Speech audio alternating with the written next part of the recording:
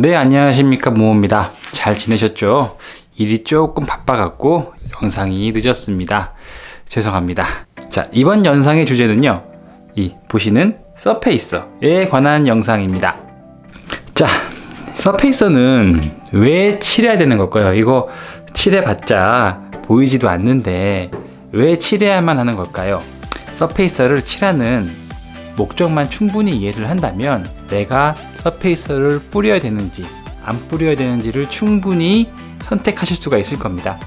자, 먼저 이 서페이서를 구성하고 있는 이 재료가 무엇인지부터 알고 지나가야 되는데, 서페이서를 구성하고 있는 주 재료는요, 무언가를 메꾸고 또 새로 만드는 데 필요한 퍼티라는 것이 서페이서의 주 재료입니다. 이 퍼티를 우리가 녹여서 액체 형태로 나온 것이 우리가 흔히 보는 이 서페이서라는 것인데요, 병이나 캔이나 형태만 틀린 거지 모두 같은 거라고 볼 수 있습니다. 자, 그러면 이 서페이서를 왜 하는 겁니까? 하면은 뭐가 좋아지는지를 좀 알아봐야 되겠죠. 여러 가지 기능은 있지만 프라모델 도색에 있어서 가장 필요한 기능은 우리가 한 3가지 정도로 알고 넘어가야 되는데, 첫 번째로는 도료가 도색 시에 잘 안착이 될 수 있도록 하는 접착체 같은 역할을 합니다. 실제로 도색 후에 혹시라도 큰 충격을 가하거나 혹은 휘어질 경우에 서페이서를 안 한 부분은 깨지거나 금이 가는 경우가 생기는데요, 반면에 서페이서를 한 부분은 그렇지 않고 잘 붙어 있습니다. 따라서 도료랑 프라모델이랑 잘 붙어 있을 수 있는 접착제 역할도 해주고요. 이 두 번째로는요, 잔 기스 제거.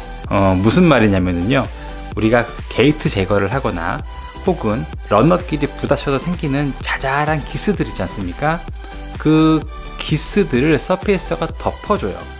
어떻게 보면 이 기능이 가장 큰 기능이라고 볼 수 있는데, 이거는 퍼티의 주 기능이기도 하기 때문에 이 서페이서도 마찬가지 기능을 하는 겁니다. 따라서 사포질이나 작은 기스나 기타 이런 부분은 서페이서가 다 덮어줘서 깔끔한 면을 얻을 수 있도록 도와주는 기능을 하게 됩니다.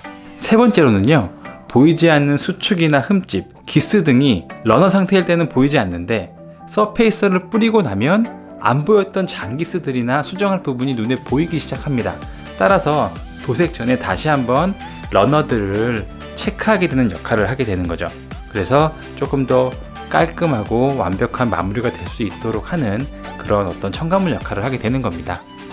그 외에도 여러 가지 기능은 있지만 프라모델 작업하면서는 크게 알 필요까지는 없고요. 요 3가지 정도만 알고 서페이서의 뜻을 이해한다면 서페이서는 필수적인 부분이라고 볼 수 있습니다.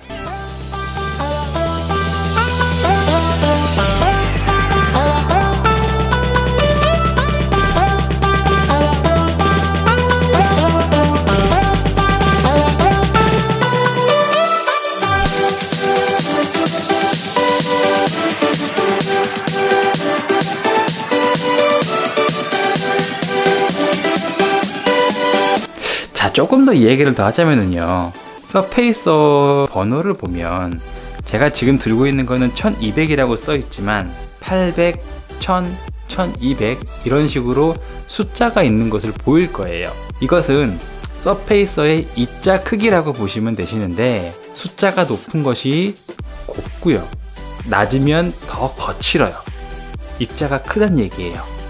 우리가 사포질 할 때 쓰는 사포에서도 같이 적용이 되기 때문에 사포를 생각하시면은 이해가 쉬우실 겁니다. 통상적으로는 대부분 무광 작업 시에는 800방이나 1000방의 서페이서를 많이 사용을 하시고, 유광 작업 시에는 고른 표면을 얻기 위해서 1200방이나 가장 높은 숫자인 1500방의 서페이서를 사용을 합니다.